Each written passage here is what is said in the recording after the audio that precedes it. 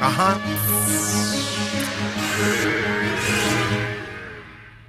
Мислиш се за готин, а такива като теб има неколко стотин. Искаш да чуеш Мълчуган, хвърляш си бокуците на улицата като Гошо, Пешо и Иван.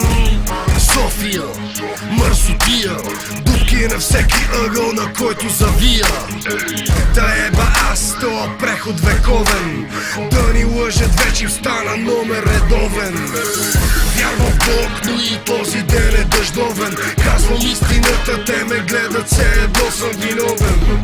Моите рими били грубянски, а по-добре ли са фалшивите усмивки на софиянски? Моите методи и похвати са християнски, а вашите мисли, разсъждения ми идват пиянски. Света не ме разбира, не говоря американски. Моя рап е за София, Варна, Русе и Санданс. Всички мислят за кеш, коли и блондинки. Снимай реалността, направи няколко снимки. Безработните са по пеки и градинки. Истината днес струва 50 стотинки. Всички мислят за кеш, коли и блондинки. Снимай реалността, направи няколко снимки. Безработните са по пеки и градинки. Истината днес струва 50 стотинки.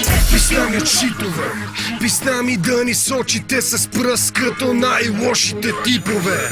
Ние просто правим музика и снимаме клипове. Живота ви го съсипаха уния в черните джипове. Живееш зле, кво още имам аз. Вдигни си газа, вместо да седиш у вас и да се чудиш кой да рапсуваш. Следващия път внимавай за кой гласуваш.